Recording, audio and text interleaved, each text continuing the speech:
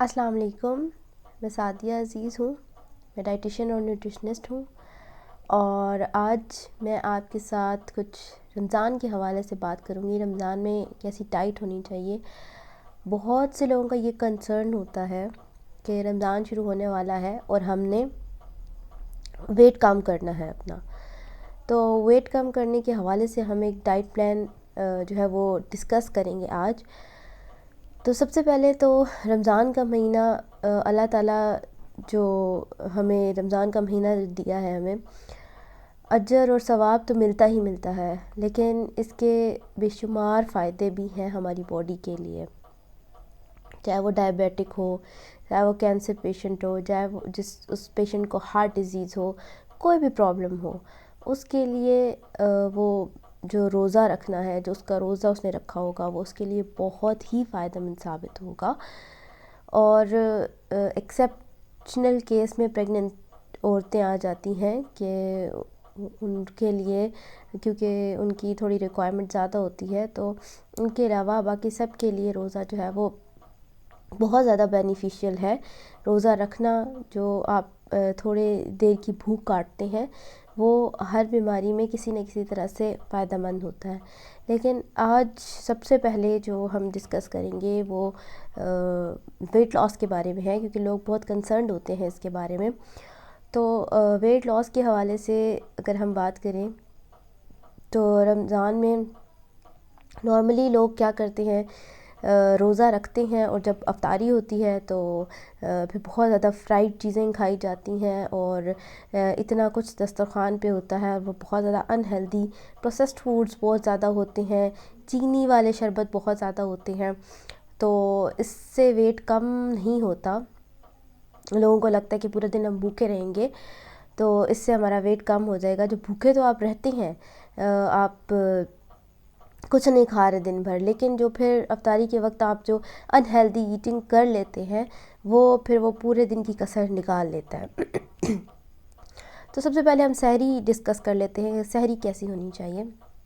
सहरी में सबसे पहले तो आप लोगों ने 3 चीज़ों का मेजरली ख्याल रखना है, और वो है हाइड्रेशन है सबसे पहली, दूसरी है ज़्यादा फाइबरस फूड लेना, ठीक है, हाई फाइबर फूड लेना, और तीसरी जो चीज़ है वो है हाई प्रोटीन लेना, यानी कि प्रोटीन का ज़्यादा इंटेक करना, फाइबर ज़्यादा लेना, और हाइड्रेशन यानी कि पानी या फिर ऐसी चीज़ें ज़्यादा लेना जिससे आप हाइड्रेटेड रहें पूरे दिन।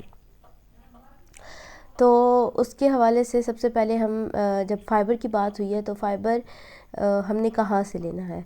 फ़ाइबर जो है हमने गंदम से नहीं लेना, क्योंकि गंदम जो है वो उसका ग्लाइसेमिक इंडेक्स ज़्यादा होता है। गंदम और मकई इन दोनों का ग्लाइसेमिक इंडेक्स ज़्यादा होता है, यानी कि ये जब हम खाते हैं तो एकदम से हमारा शुगर लेवल जो है वो ऊपर लेके जाता है, ग्लूकोज़ लेवल एकदम से ऊपर जाता है और एकदम से नीचे आता है।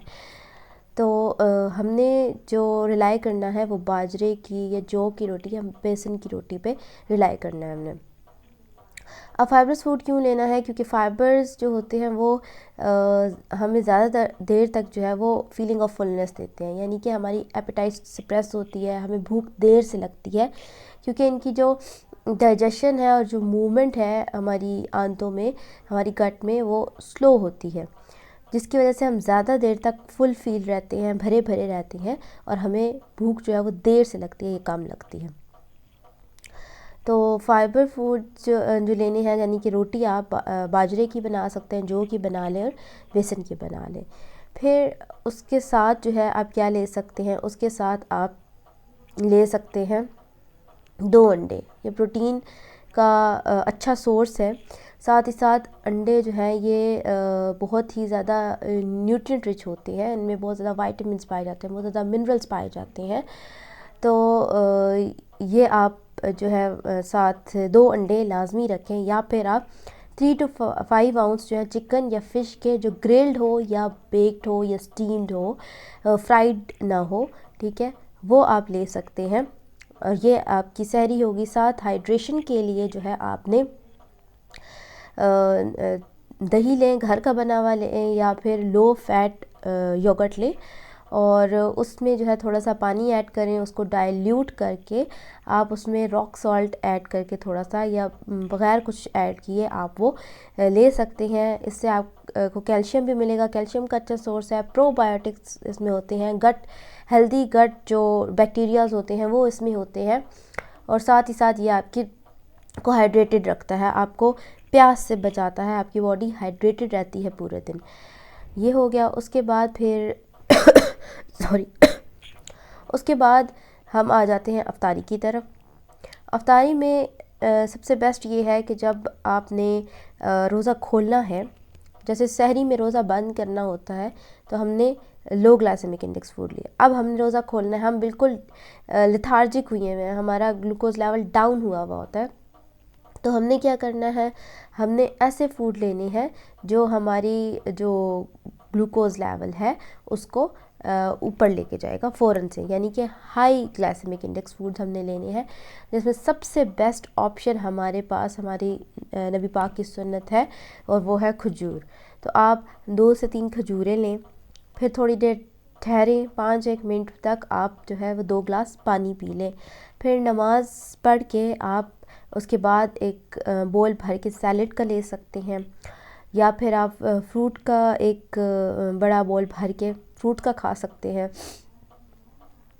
और इसके अलावा जो है आप को अगर वो चीज़ें खाने के बाद भी आपकी भूख नहीं जा रही तो बेस्ट ये है कि आप कुछ स्ट्रॉबेरीज़ लें, स्ट्रॉबेरीज़ का मौसम है, स्ट्रॉबेरीज़ लें, और योगर्ट लें, लो फैट योगर्ट, ठीक है, और साथ ही उसमें कुछ जो है वो नट्स वगैरह या फिर सीड्स ऐड करें, फ्लैक्स सीड्स हो गए, पम्पकिन सीड्स हो गए, चिया सीड्स हो गए, वो ऐड करके आप एक हेल्दी सी स्मूदी बना के ले सकते हैं।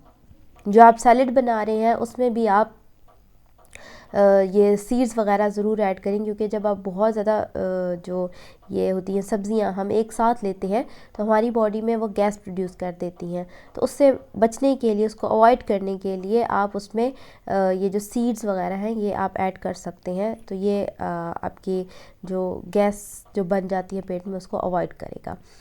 ये हो गई हमारी सहरी और अफ्तारी। अब एक्सरसाइज़ की बात करते हैं।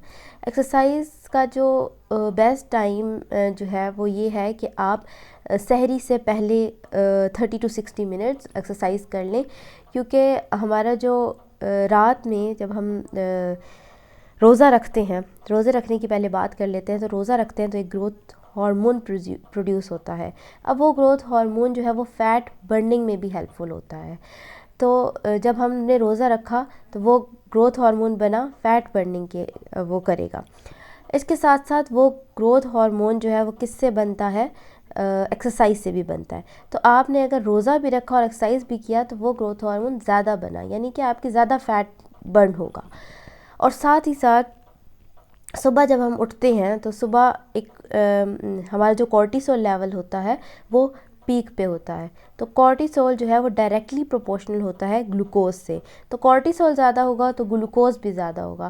तो अगर हमने सहरी के वक्त एक्सरसाइज की हुई होगी तो हमारा जो ग्लूकोज लेवल है वो इतना जल्दी इतने तेज़ी से ऊपर नहीं हुआ होगा, या सुबह जो है वो नॉर्मल होगा, ज़्यादा ऊपर नहीं गया हुआ होगा, मीन्स कि ग्लूकोज भी नॉर्मल होगा। तो उसको नॉर्मल या कम रखने के लिए हमने क्या करना है, सहरी में वर्कआउट कर लेना है। तो जब हम वर्कआउट करेंगे और साथ रोज़ा रखेंगे तो ये दोनों कंबाइन होके हमारी वेट लॉस जर्नी में हमारे लिए बहुत ज़्यादा हेल्पफुल साबित होंगे।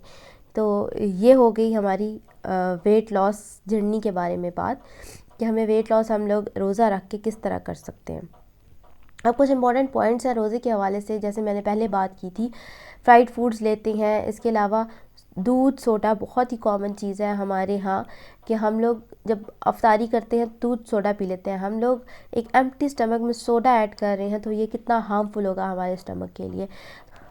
तो जो लोग वेट लॉस नहीं भी करना चाह रहे उनके लिए भी ज़रूरी है कि वो बीमारियों से बचने के लिए या अपने स्टमक को हेल्दी रखने के लिए हेल्दी फूड इंटेक करें। Empty stomach, specially empty stomach ऐसी चीज़ें ना लें, जैसे कि हमारे यहाँ होता है अफ्तारियों में फ्राइड फूड्स ज़्यादा लिए जा रहे होते हैं, कोक होती है, स्प्राइट होती है, दूध सोडा बन रहा होता है, तो ये बहुत हार्मफुल है हमारे लिए।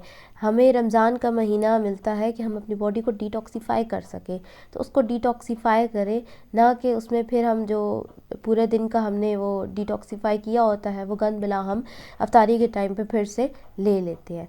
तो ये कुछ इंपॉर्टेंट पॉइंट्स हैं। मज़ीद मैं वीडियोस शेयर करूँगी आपके साथ, जो कि रोज़ा किस किस तरह किस किस बीमारी में हेल्पफुल है, और किस तरह क्या लॉजिक्स हैं उसके, कि वो किस तरह डायबिटीज़ या डायबिटिक पेशेंट्स के लिए किस तरह वो रोज़ा अच्छा है, किस तरह कैंसर पेशेंट्स के लिए अच्छा है, किस तरह हार्ट पेशेंट्स के लिए अच्छा है। तो नेक्स्ट इंशाल्लाह मैं वीडियोस आपके साथ ये सब शेयर करूँगी। अपनी दुआ में याद रखें। Thank you. अल्लाह हाफिज़।